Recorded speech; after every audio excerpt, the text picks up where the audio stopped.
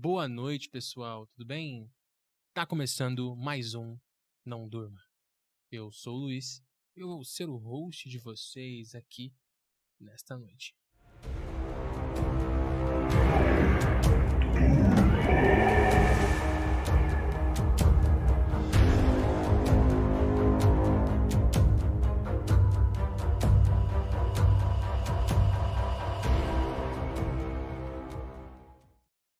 E aí, pessoal, como é que vocês estão? Tudo bem?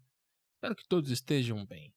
Bom, pessoal, no episódio de hoje nós teremos uma historinha muito bacana, tá? Vocês estão percebendo que a frequência aumentou um pouco, né, das postagens? Então, esse host aqui tomou vergonha na cara. Mas só queria fazer um pedido antes do episódio começar, pessoal. Nós estamos com uma metinha aí, tá? Eu preciso muito do apoio de vocês, né, para compartilharem o podcast com o máximo de pessoas que vocês puderem. Precisamos bater uma metinha aí do Spotify para poder, enfim, engajar melhor e tudo mais, para dar uma melhora nos números. Então eu conto muito com o apoio de vocês, tá? Prometo que em troca o número de episódios vai só aumentar e esse podcast vai voltar ali a ter uma frequência que vocês merecem, né? Mas é isso. Então, se vocês puderem, né? Então, sigam nas redes sociais, tá? Compartilha com todo mundo, comenta bastante nos episódios, tá certo? E é isso. Sem mais enrolação, então. Vamos aí pra história da noite.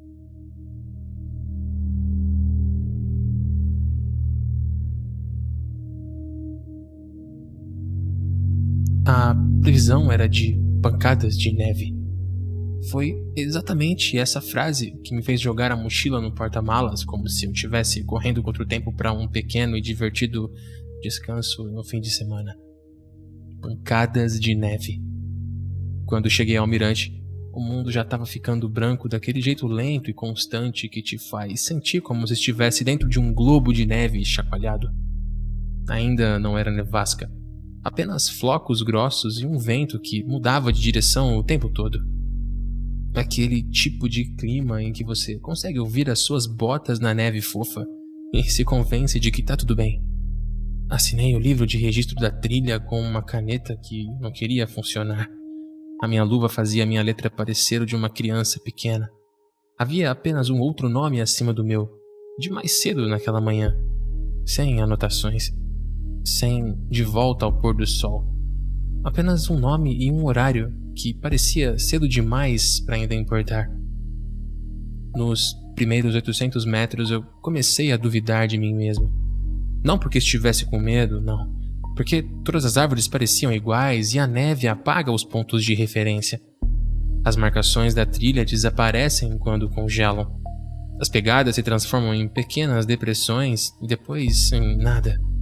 O seu mundo se resume ao que a sua lanterna de cabeça ilumina. E a minha nem estava acesa ainda. Continuei mesmo assim, porque eu sou assim. Se eu me comprometo com algo, bem, eu arrasto isso atrás de mim como uma má decisão presa numa coleira.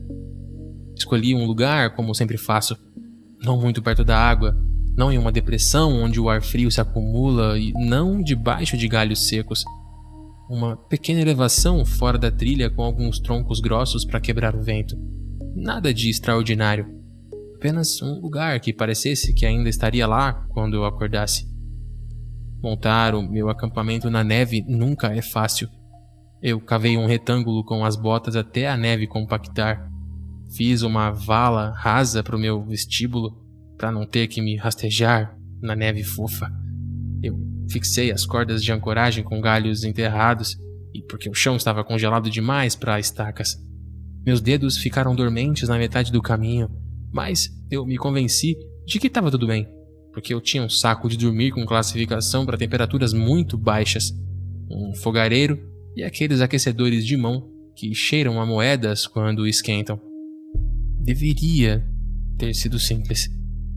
Deveria ter feito apenas frio.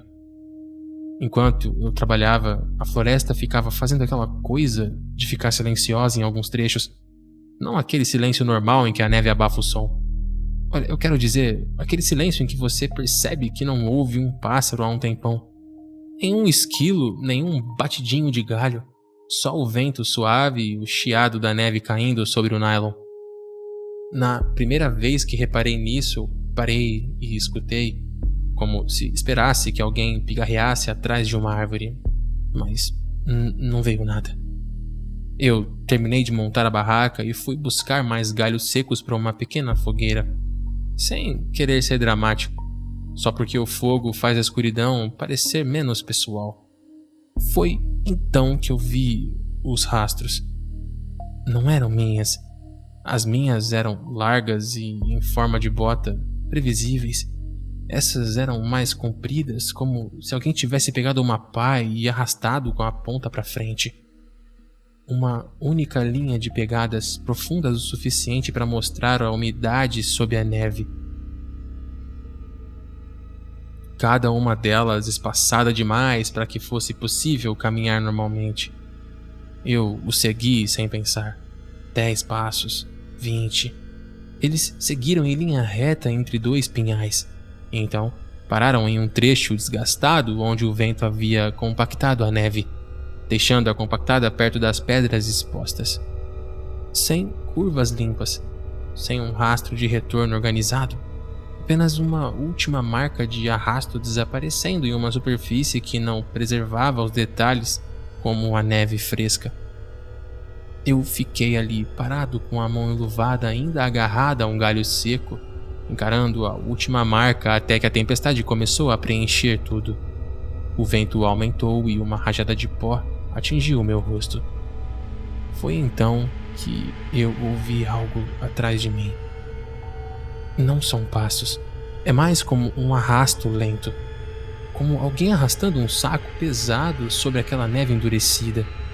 Eu virei-me tão rápido que quase perdi o equilíbrio.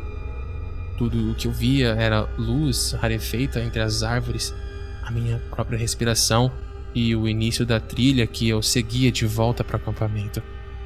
O barulho de arrasto parou no instante em que eu me virei. Eu fiz o que não se deve fazer. Eu falei: "Olá?" A minha voz soava estranha, como se não pertencesse à floresta. Sem resposta. Claro que não tem resposta. Eu disse a mim mesmo que era um galho, um veado, ou um vento momentâneo, um tronco caído. Talvez qualquer coisa que se encaixasse no mundo normal. Então eu notei que não havia notado da primeira vez. Aquelas longas pegadas não estavam alinhadas como as de uma pessoa. Também não eram 2 linhas paralelas como esquis. Estavam ligeiramente desalinhadas, como se o que quer que as tivesse feito tivesse um lado do corpo mais pesado que o outro. Como se estivesse inclinado. Eu levei o galho de volta para o acampamento e tentei sacudi-lo. Eu consegui acender o fogo com um pouco de combustível para fogareiro e muita persistência. A chama resistiu ao vento, não se apagou. Ela estalava e crepitava como se estivesse irritada. Eu jantei em pé, sem graça. Macarrão instantâneo num copo de metal, porque se entrar na neve faz o corpo lembrar exatamente quanto vale o calor. Eu virei a cabeça várias vezes para olhar as árvores. Não porque visse alguma coisa, mas porque meu cérebro insistia que eu deveria. A tempestade engrossou em camadas. Não era apenas neve agora, era neve com dentes. Rajadas que empurravam para os lados. Flocos picando minhas bochechas, a visibilidade diminuindo até que a luz da fogueira parecia uma pequena ilha e tudo lá fora era apenas uma parede. Eu entrei na barraca cedo, não porque estivesse cansado, porque estar lá fora começou a dar a sensação de estar sendo observado através de um vidro fosco. Lá dentro, tudo era apertado e barulhento. O nylon respirando, zíperes clicando, meu isolante térmico rangendo a cada movimento meu. Eu tirei as camadas de roupa molhadas e as enfiei num saco para que não congelassem e virassem tábuas. Eu verifiquei meu celular. Sem sinal, obviamente. A bateria estava descarregando mais rápido do que deveria naquele frio. Eu fiquei ali deitado, com a lanterna na cabeça, ouvindo. Vento, neve, tecido da barraca rasgando. Então, muito levemente, o arrasto novamente. Não fora da tenda, mas adiante, em algum lugar entre as linhas das árvores e a trilha. Arrastava e parava. Arrastava e parava. Eu prendia a respiração como se isso importasse. O arrasto se aproximava, lento e paciente. Eu sentei-me e liguei a minha lanterna de cabeça. O feixe de luz transformou o interior da minha barraca em um pequeno aquário brilhante. Eu encarei o nylon como se pudesse ver através dele se olhasse com bastante atenção. Ele continuou arrastando e parando. Então, algo tocou a parte externa da tenda. Não foi uma rajada, nem um deslizamento de neve. Foi uma pressão deliberada, como a palma da mão pressionada contra a superfície. O tecido curvou-se para dentro e manteve a posição. Eu não me mexi. Eu não quero dizer que fiquei calmo. Quero dizer que meu corpo ficou rígido de uma forma que pareceu automática. A pressão deslizou, apenas um pouco, como se o que quer que estivesse lá fora estivesse deslizando pela costura. Parou perto do zíper. Eu peguei a faca. Sempre carrego uma pequena lâmina fixa para coisas de acampamento. Cortar corda, lascar gravetos. De repente, ela pareceu ridícula na minha mão. Como levar um canivete para uma discussão com o tempo. O tecido junto ao zíper se soltou. Não o zíper em si, o tecido ao redor dele, como dedos tentando encontrar um ponto de apoio. Eu não pensei. Lancei-me para frente e empurrei a porta com as duas mãos, tentando impedir o que quer que fosse aquilo de avançar. Por um segundo, houve resistência. Resistência real a algo sólido. Então, a pressão desapareceu do nada. A barraca voltou ao lugar como um estalo. E então, silêncio.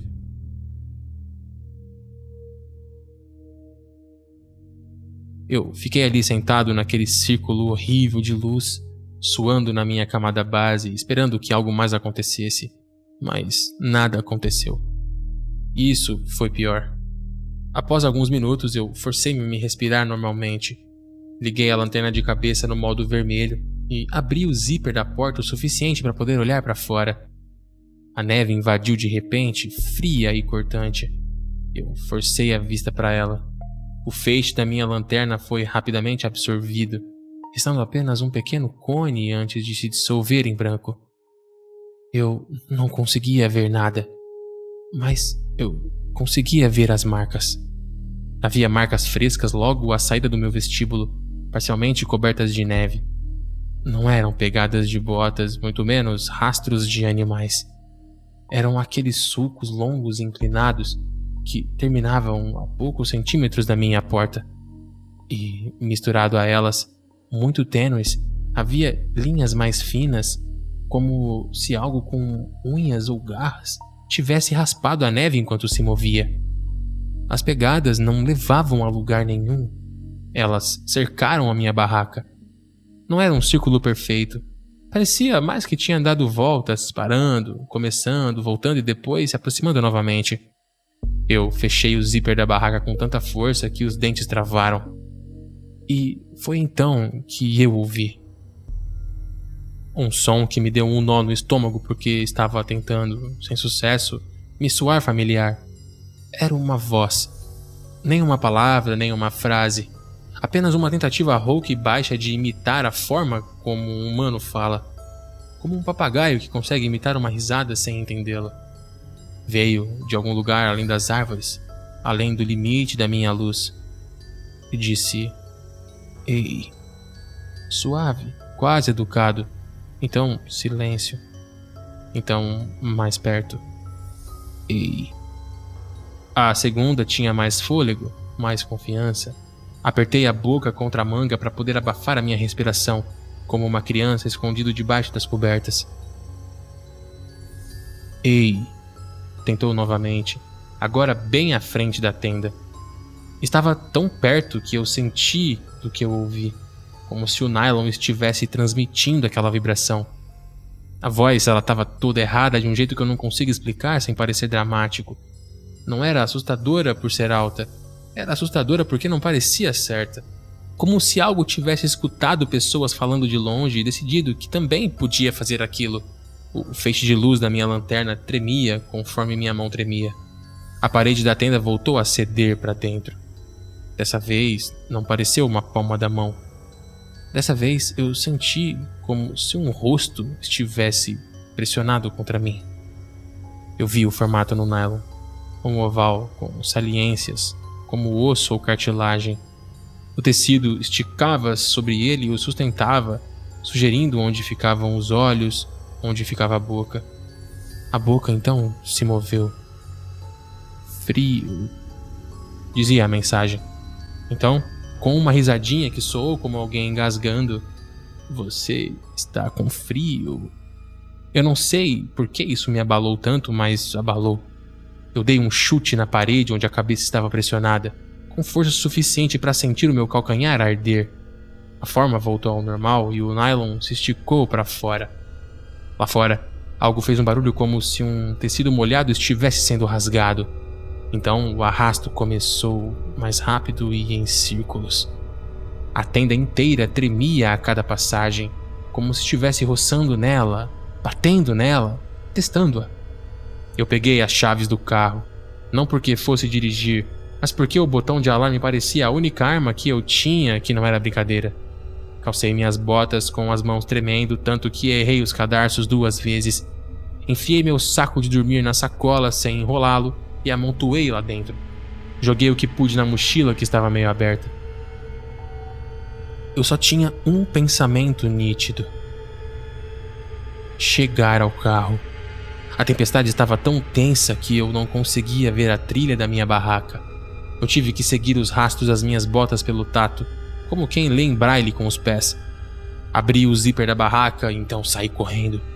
O frio me atingiu com tanta força que meus olhos lacrimejaram instantaneamente.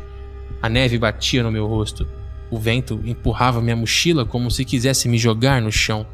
Eu dei 3 passos e quase caí porque a neve tinha entrado nas pegadas das minhas botas. Atrás de mim, algo se moveu. Sem enrolação agora. Correndo.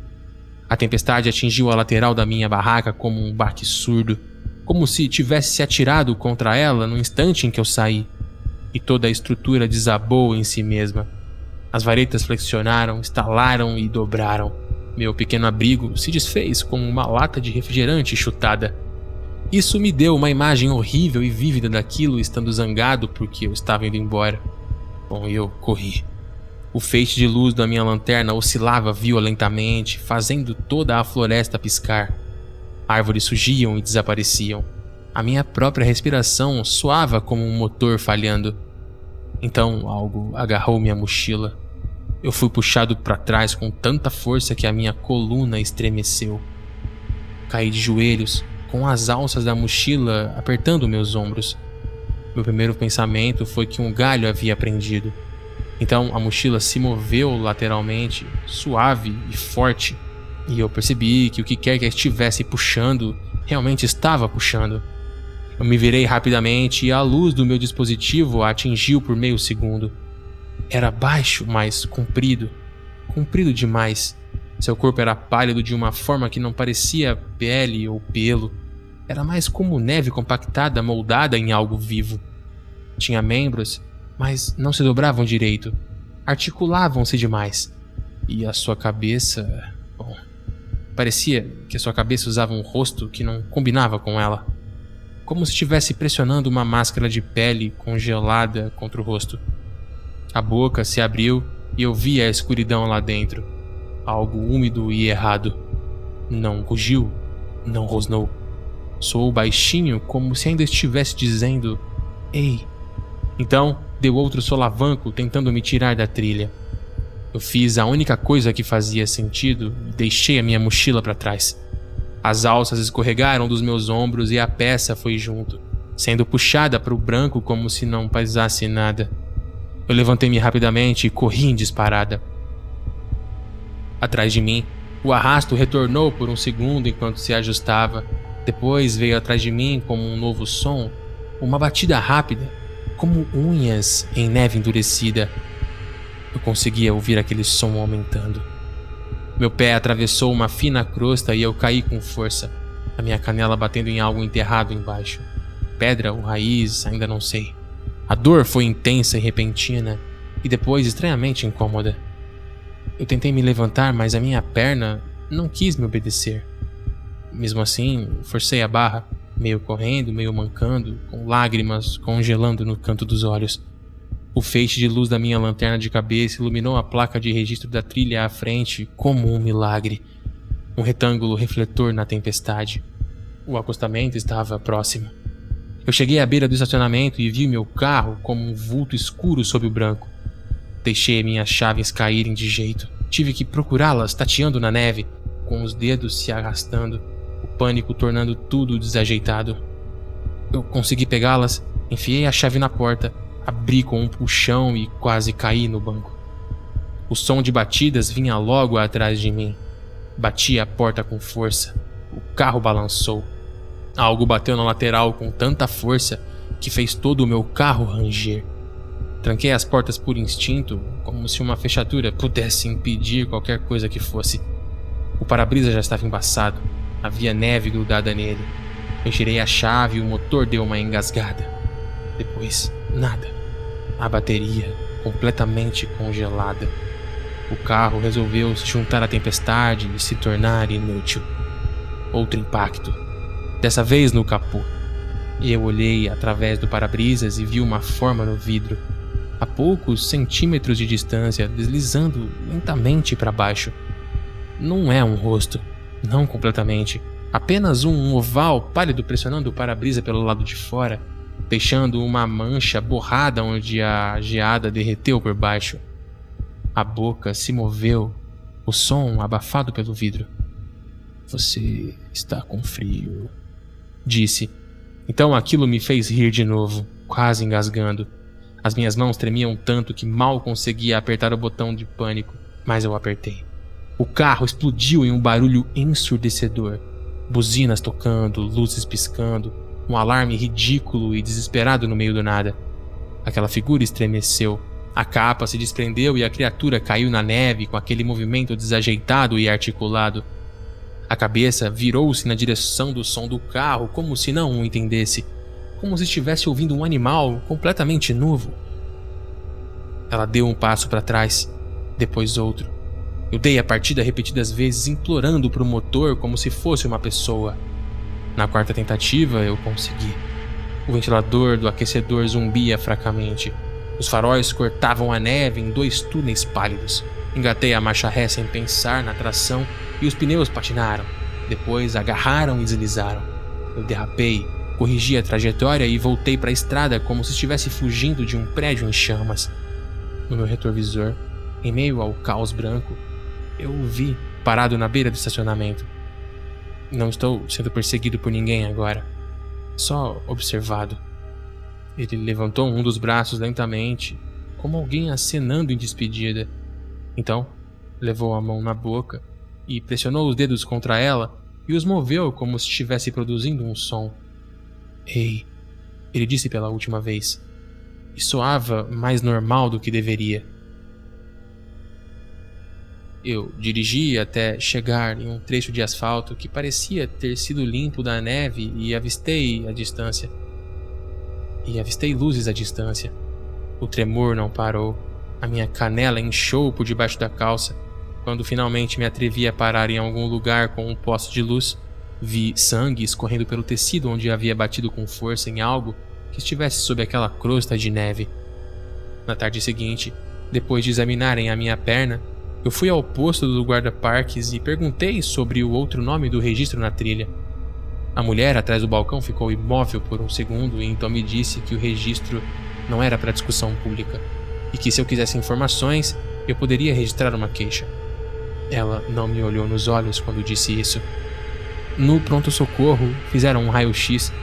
Disseram que eu não havia quebrado nada, mas levaram o corte e deram alguns pontos mesmo assim, porque a pedra tinha me aberto completamente, atravessando toda a minha pele. Eu fico repensando isso na minha mente, a forma como aquelas marcas de arrasto contornaram a minha barraca, parando no zíper como se soubessem o que aquela costura significava. Eu fico pensando em como o programa repetia aquelas palavras várias e várias vezes, como se estivesse tentando acertar o tom. E sempre me pego querendo atribuir tudo ao pânico da tempestade. Eu lembro-me da pressão de algo sólido através da parede da barraca e do som que fez ao se desprender, molhado e errado. Desde então, eu nunca mais dormi ao ar livre.